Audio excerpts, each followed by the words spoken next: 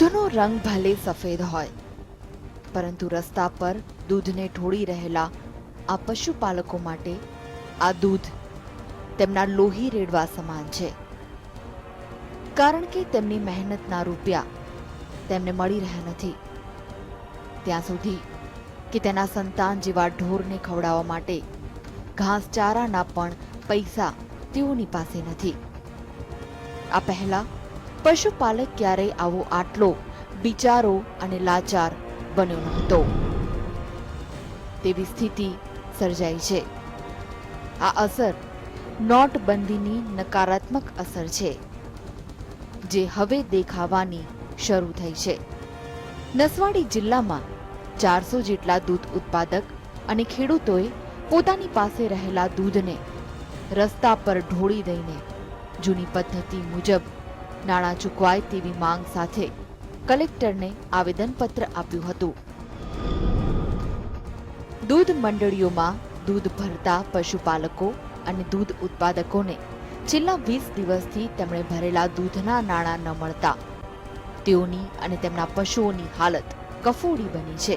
Baroda dairy સાથે સંકળાયેલા છોટા ઉદેપુર જિલ્લાની 450 જેટલી દૂધ મંડળીઓમાં 40,000 જેટલા દૂધ ઉત્પાદક સભાસદો દૂધ ભરે છે. બરોડા ડેરી દ્વારા સંલગ્ન સહકારી બેંકોમાં આ દૂધના 2 સાયકલના 14 કરોડ રૂપિયા જમા હોવા છતાં નોટબંધી અને રિઝર્વ બેંકના નિર્ણયને લઈને રૂપિયા 24,000થી વધુ ઉપાડવાની મનાઈ હોવાથી સહકારી બેંકો દ્વારા દૂધ મંડળીઓને નાણાં ન ચૂકવાતા તેઓ દૂધ ઉત્પાદકોને નાણાં આપી શક્યા નથી, જેને લઈને પશુપાલકો અને પશુઓ ભૂખે મરી રહ્યા છે. જેથી તાત્કાલિક ધોરણે સભાસદોને તેમને ભરેલા દૂધના પૈસા મળી અને જૂની પદ્ધતિ ચાલુ રાખવામાં આવે તેવી માંગ સાથે જિલ્લાના 400થી વધુ દૂધ ઉત્પાદકો મંડળીઓના પ્રમુખ મંત્રીઓએ સૂત્રોચ્ચાર કરી પોતાની પાસે રહેલી દૂધ ભરેલી કેનો ઊંધી કરી દૂધ ઢોળી દઈને પ્રચંડ આક્રોશ વ્યક્ત કર્યો છે. કોઈ માણસ સભાસદ અમારો બીમાર પડે હોસ્પિટલમાં રાતે પણ મંત્રી પૈસા આપે છે. જ્યારે આ બેંકમાં ખાતું ખોલવાથી સભાસદને 10 દિવસે પૈસા મળે અને 10 દિવસે જ્યારે પૈસા લેવા જશે તો 1,000, 2,000, 3,000ની લાઈન પડશે તો સભાસદ જ્યારે હોસ્પિટલમાં હોય તો મરી જશે. તો સરકાર પાસે આ વ્યવસ્થા નથી. ખેડૂતને બધાને તકલીફ ને ઘાસચારાની કેવી રીતે દાણ ને પૈસા હોય તે દાણ લાવે ને પૈસા નહીં મળતા હોય ત્યારે કોઈ દાણ મળતું ને ઘાસચારો પણ કંઈથી લાવવાનો.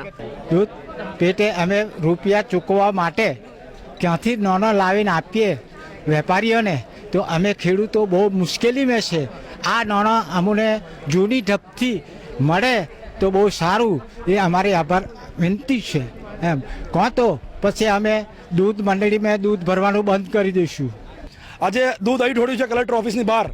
જો સરકાર આ ખેડૂતોને જે પૈસા નહીં આપે તો આ દૂધની રેલો રોડ ઉપર આવશે અને ભવિષ્યમાં જલદ આંદોલન થશે અને આની અસર તમામ સહકારી ક્ષેત્રોને થશે.